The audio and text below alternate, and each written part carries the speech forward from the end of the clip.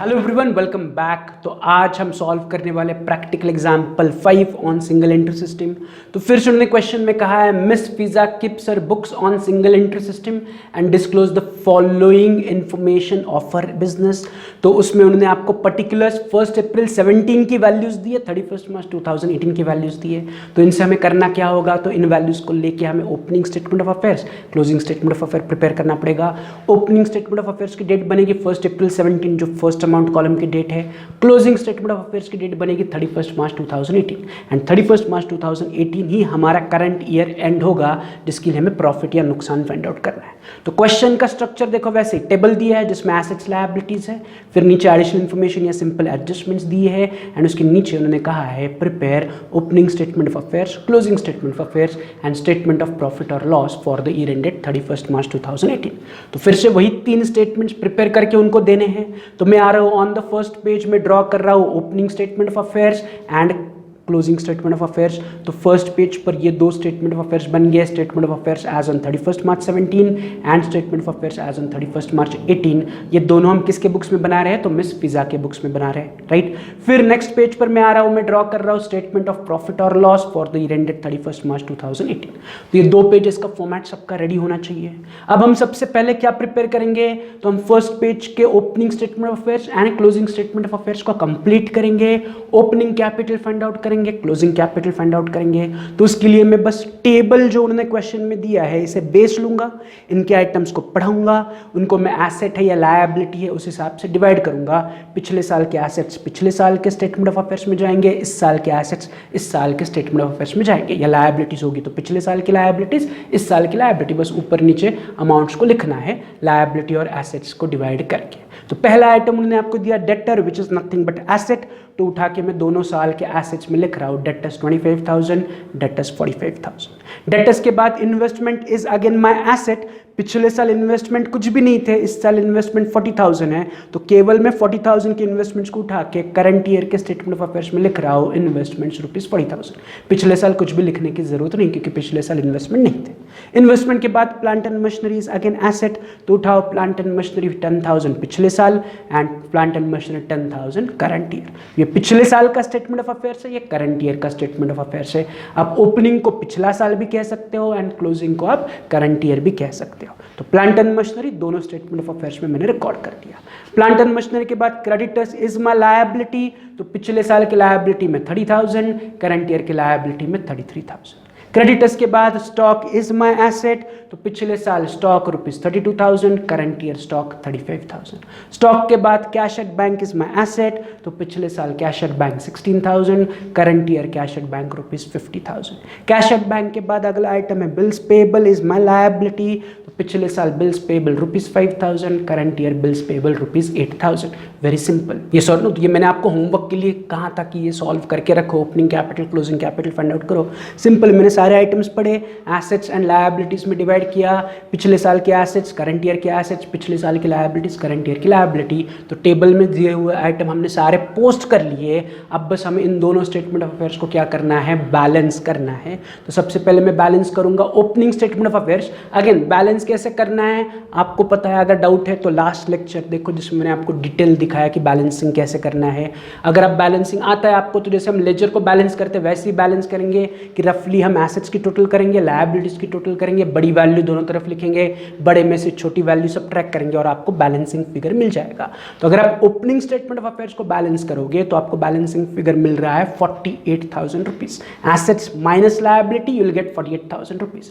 Assets की total 83,000 minus liability की total 35,000, तो 83 minus 35, my balancing figure of opening statement of affairs is 48,000, जिसे मैं कहूंगा as opening capital. Same way मैं क्लोजिंग स्टेटमेंट ऑफ अफेयर्स को बैलेंस करूंगा, एसेट्स की टोटल माइनस लायबिलिटी की टोटल। तो एसेट्स की टोटल इज 1,80,000 माइनस लायबिलिटी की टोटल इज 41,000। सो 1,80,000 माइनस 41,000 मेरा बैलेंसिंग फिगर आ रहा है 1,39,000, जिसे मैं कहूंगा क्लोजिंग कैपिटल।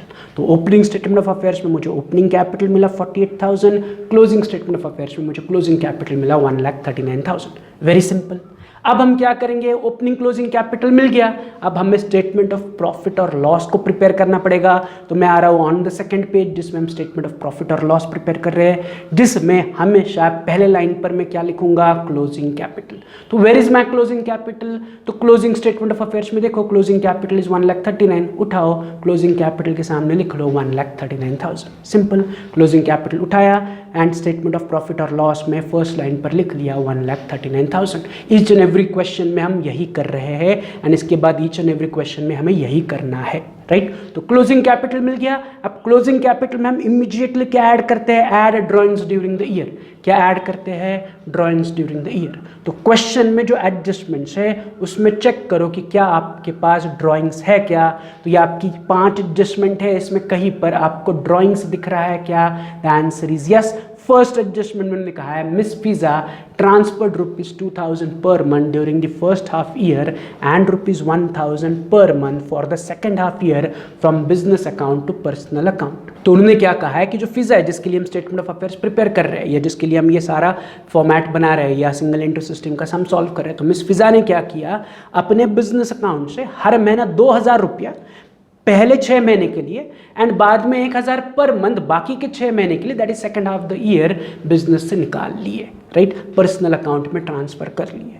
तो फर्स्ट हाफ ईयर यानी कि पहले 6 महीने फिजा क्या कर रही थी, हर महीना 2,000 रुपया घर लेके जा रही थी एंड जो second half of the year है, मतलब बचे हुए 6 महीने हैं, उसने 1,000 रुपया, that is 1,000 rupees business account से निकाल के घर लेके गई। तो यहां पर ड्रॉइंग्स हो रहे हैं इन विच फॉर्म, कैश फॉर्म में हो रहे हैं कि वो बिजनेस अकाउंट से पैसा निकाल रही है, घर लेके जा रही है, या बिजनेस अकाउंट से पैसा निकाल रही है, अपने पर्सनल अकाउंट में जमा कर रही है। पहले वो 2,000 रुपया पर मंथ निकाल रही थी, बाद में वो 1,000 रुपया पर मंथ निकालने लगी।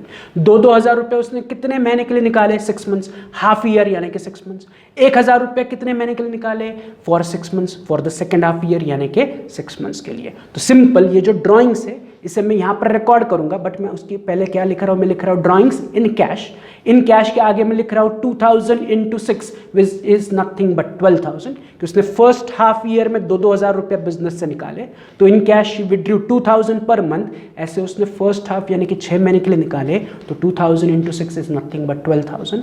एंड सेकेंड हाफ के लिए उसने 1,000 रुपया निकाले, तो मैं नीचे ब्रैकेट में लिख रहा हूँ 1,000 into 6 नथिंग बट 6,000। तो जो ड्रॉइंग से फिजा के इन कैश हो रहे हैं 12,000 एंड 6,000। इज दिस क्लियर कि उसने फर्स्ट 6 मंथ्स में 2,000 रुपए बिजनेस से निकाले, फिर 6 मंथ्स में उसने 1,000 रुपीज पर मंथ बिजनेस से निकाले।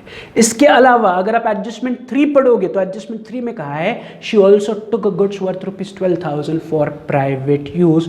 तो उसने बिजनेस से 12,000 रुपए के गुड्स भी निकाले और घर लेके गई, तो ये भी बना ड्रॉइंग्स, बट ये कैश फॉर्म में नहीं है, कौन से फॉर्म में है, गुड्स फॉर्म में है। तो मैं नीचे लिख रहा हूं इन गुड्स ₹12,000 कि उसने 12,000 और 6,000 रुपए कैश में निकाले, साथ ही साथ 12,000 रुपए के गुड्स बिजनेस से निकाले। तो उसकी जो टोटल ड्राइंग से बन जाएंगे 12,000 प्लस 6,000 प्लस 12,000 यानी कि ₹30,000। सो टोटल 30,000 रुपीज के मिस फिजा के ड्राइंग से कुछ पैसे उसने कैश से निकाले यानी कि बिजनेस के अकाउंट से निकाले और घर लेके गई, और कुछ उसने 12,000 रुपए का गुड्स घर लेके चली गई। तो total drawings of Fiza is ₹30,000। तो ये क्लियर है, तो हमें ड्राइंग्स मिल गया। अब इस ड्राइंग्स को हमें क्या करना है, क्लोजिंग कैपिटल में ऐड करना है। तो हमें closing capital is 1,39,000 plus 30,000 drawings, तो नीचे टोटल आ रही है ₹1,69,000। तो इस 1,69,000 के नेक्स्ट लाइन पर हम क्या कहेंगे, less additional capital brought during the year. तो ये हमारा फिक्स्ड फॉर्मेट, देखो फिर से मैं वही फॉलो कर रहा हूँ, closing capital, add drawings, less additional capital brought during the year.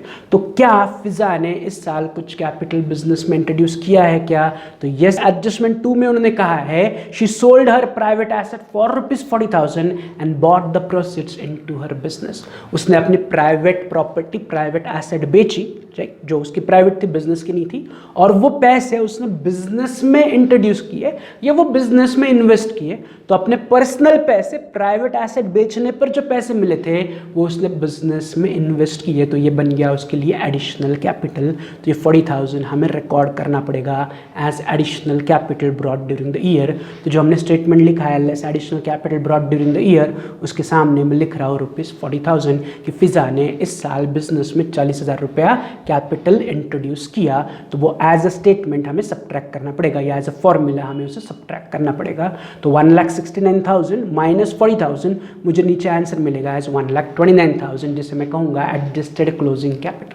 क्या मिला मुझे? Adjusted closing capital. कैसे मिला एडजस्टेड क्लोजिंग कैपिटल? तो फॉर्मूला याद करो कि closing capital plus drawings minus additional capital is nothing but my adjusted closing capital. अब इमीडिएटली एडजस्टेड क्लोजिंग कैपिटल से हम क्या सब्ट्रैक्ट करते हैं? Opening capital. तो मैं नेक्स्ट लाइन पर लिख रहा हूं less opening capital. Again where is my opening capital? तो फर्स्ट पेज पर ओपनिंग स्टेटमेंट ऑफ अफेयर्स में देखो ओपनिंग कैपिटल इज ₹48,000। तो इस 48,000 को उठाओ, ओपनिंग कैपिटल के सामने लिखो ₹48,000 कि मुझे एडजस्टेड कैपिटल से या एडजस्टेड क्लोजिंग कैपिटल से 48,000 ओपनिंग कैपिटल सब्ट्रैक्ट करना पड़ेगा।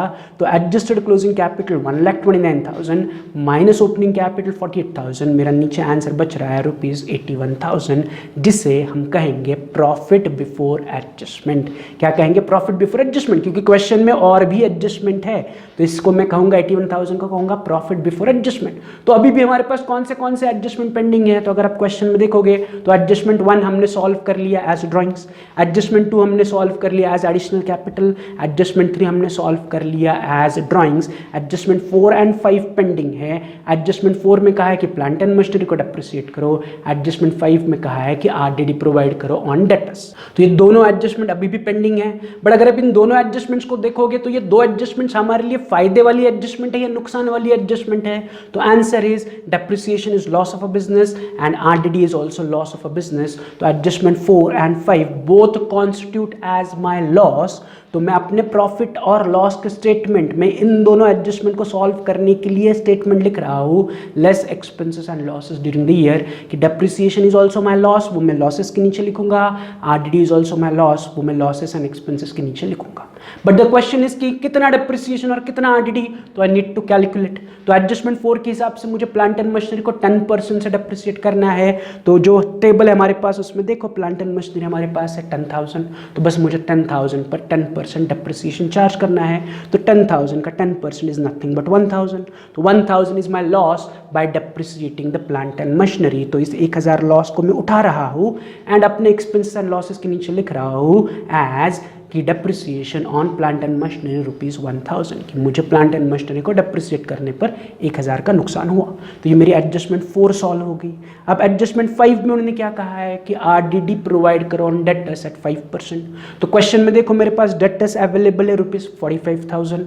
अब मेरे पास 2 डेटर है फिर से 25,000 एंड 45,000।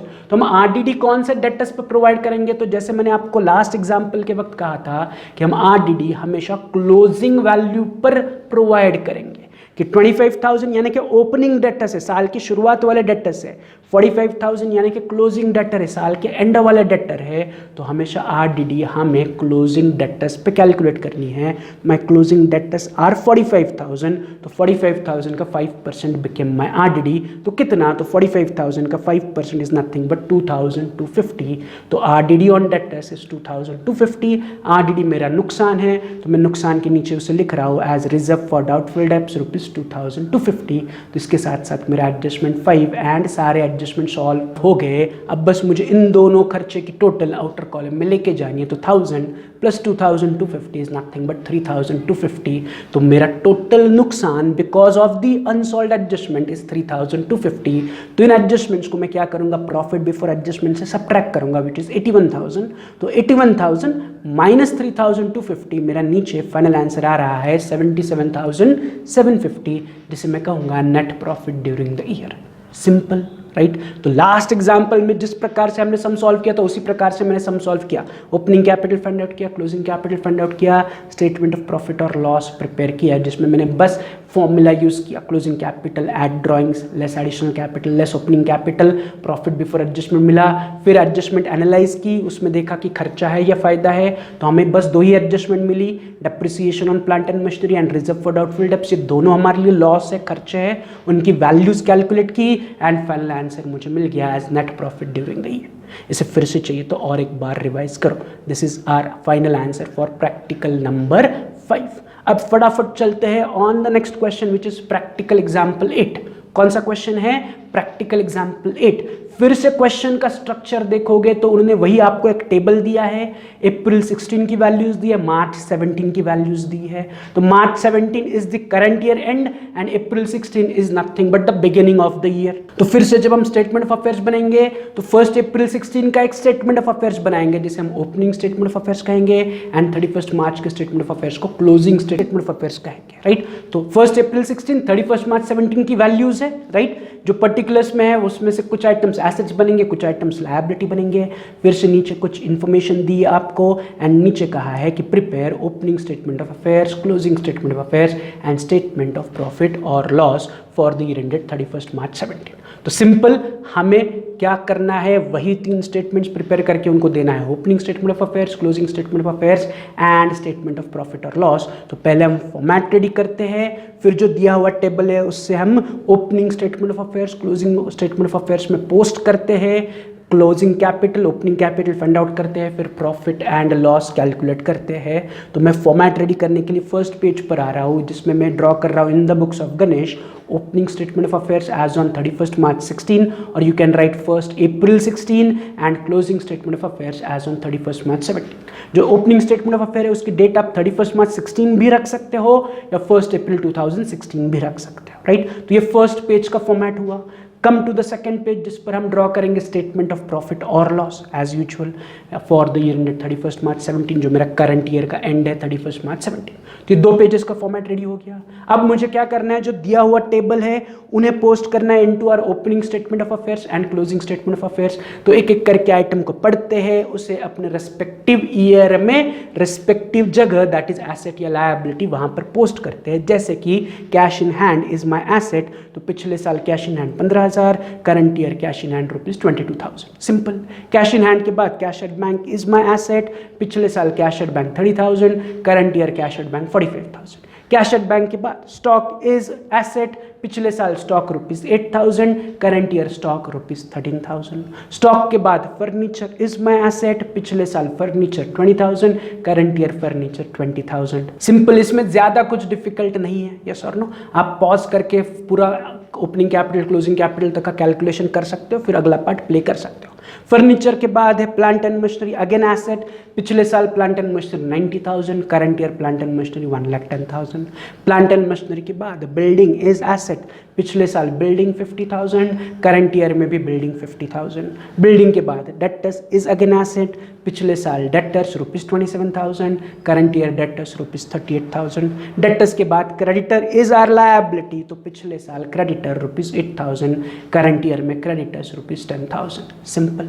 अब हमें बस क्या करना है, दोनों स्टेटमेंट ऑफ अफेयर्स को बैलेंस करना है। तो अगर मैं ओपनिंग स्टेटमेंट ऑफ अफेयर्स को बैलेंस करता हूं तो मुझे बैलेंसिंग फिगर मिल रहा है 2,32,000, जिसे मैं सिंपली कहूंगा as opening capital. Same way में क्लोजिंग स्टेटमेंट ऑफ अफेयर्स को अगर बैलेंस करता हूं तो मुझे बैलेंसिंग फिगर मिल रहा है 2,88,000, जिसे मैं कह रहा हूं एज क्लोजिंग कैपिटल। तो opening statement of affairs and closing statement of affairs, very simple सा टास्क।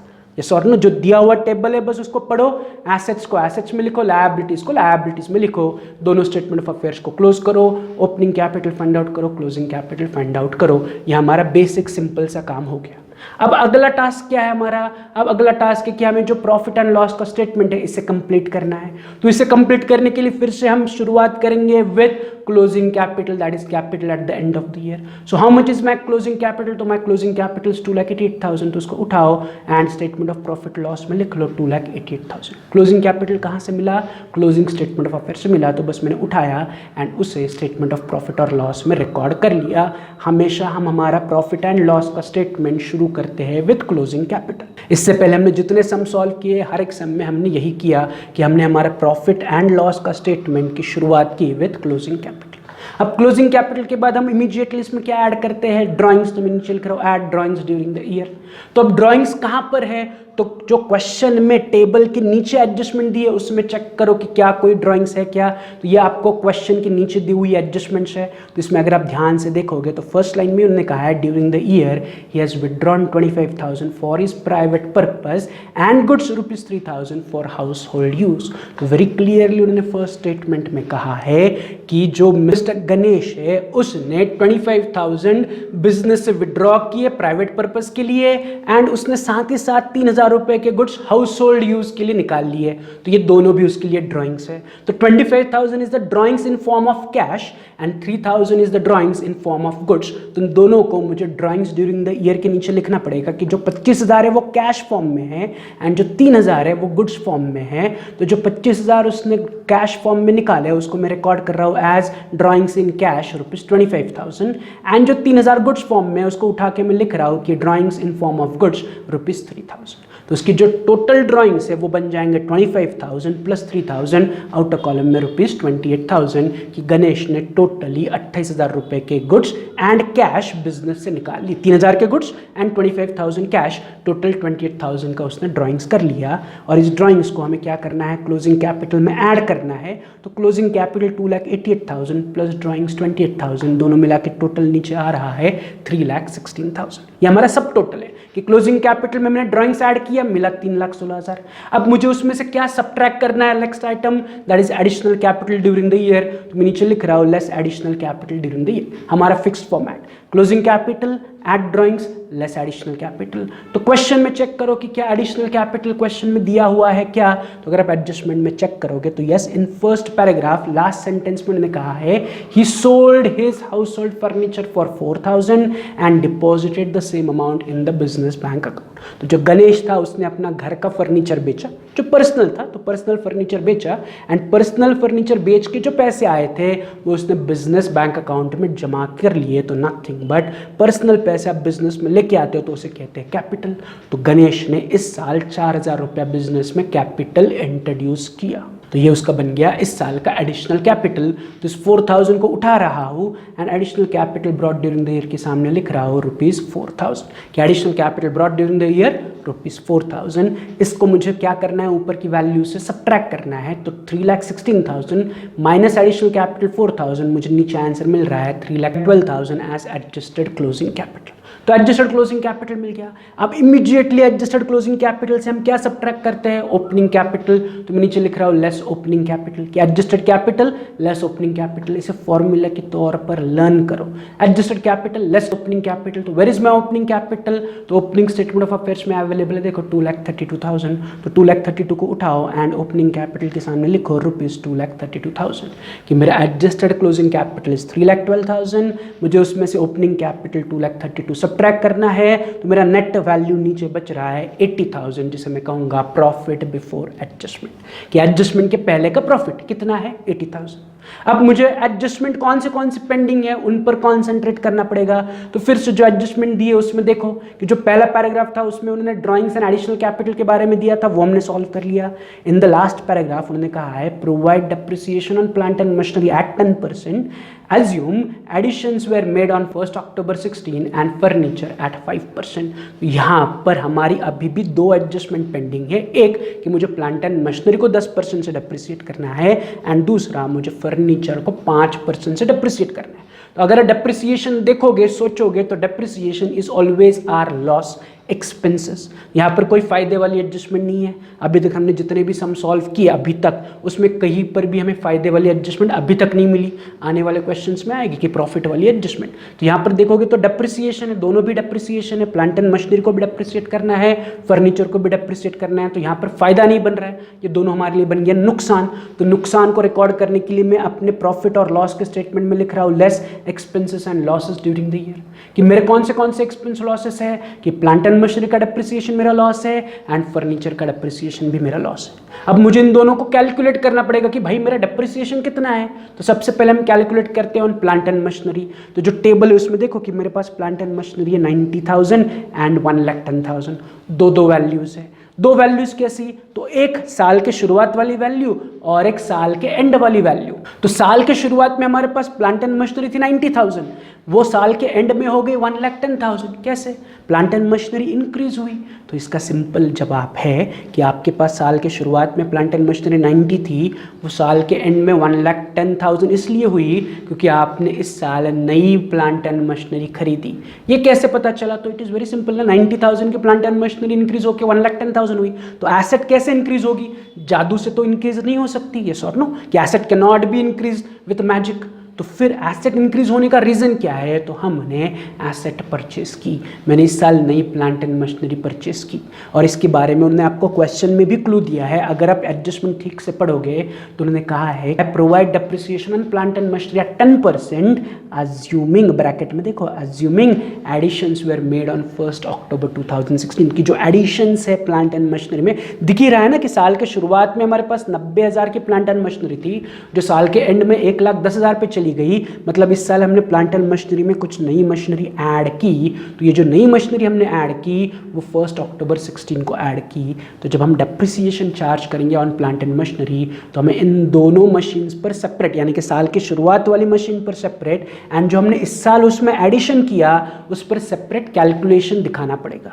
तो मैं सिंपली क्या कह रहा हूँ, मैं सिंपली कह रहा हूँ कि मेरे पास मशीनरी अवेलेबल है 1,10,000, जिसमें से मेरे पास 90,000 की पुरानी मशीनरी है। पुरानी मतलब जो साल की शुरुआत वाली मशीनरी है। तो ऑटोमेटिकली मुझे ये पता चला कि मैंने इस साल 20,000 की नई मशीनरी परचेस की जो कि है ऑन 1 अक्टूबर। कैसे 1 अक्टूबर, क्योंकि उन्होंने एडजस्टमेंट में कहा है कि जो एडिशन है प्लांट एंड मशीनरी में वो 1 अक्टूबर 2016 के दिन हुए हैं। तो मैं सिंपली अपने जो 1,10,000 की मशीनरी साल के एंड में दिख रही है उसे मैं दो हिस्सों में डिवाइड कर रहा हूँ। 90,000 एज माई ओल्ड मशीनरी जो मेरे पास साल के शुरुआत में थी, क्योंकि वो हमारे पास क्वेश्चन में 90,000 एज ओपनिंग मशीनरी दिख रही है।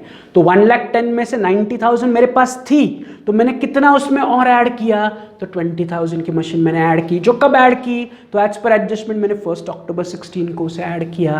तो मैंने 1,10,000 को दो हिस्सों में डिवाइड किया। आप भी क्या करो, अपने अपने नोटबुक में जो मैं यहाँ पर दिखा रहा हूँ एज अ वर्किंग नोट अपने नोटबुक में करो कि 1,10,000 में से 90,000 की मशीनरी सेपरेट करो एंड 20,000 की मशीनरी सेपरेट करो। अब इन दोनों मशीन को मुझे क्या करना है, 10% से डेप्रिसिएशन चार्ज करना है। तो सिंपल, मेरे पास ओल्ड मशीनरी 90,000, तो इस 90,000 पर मैं क्या कर रहा हूँ, 10% यानी कि 9,000 डेप्रिसिएशन चार्ज कर रहा हूँ। सिंपल, 90,000 का 10% इज 9,000। यस और नो, इसमें ज़्यादा कुछ डिफिकल्टी नहीं है कि मेरे पास पुरानी मशीन 90,000 की थी, पुरानी मशीन मैंने पूरे एक साल यूज़ की, तो उस पर मैंने स्ट्रेट अवे 10% डेप्रिसिएशन चार्ज किया। तो 90,000 के मशीनरी पर 10% यानी कि 9,000 का डेप्रिसिएशन आ गया।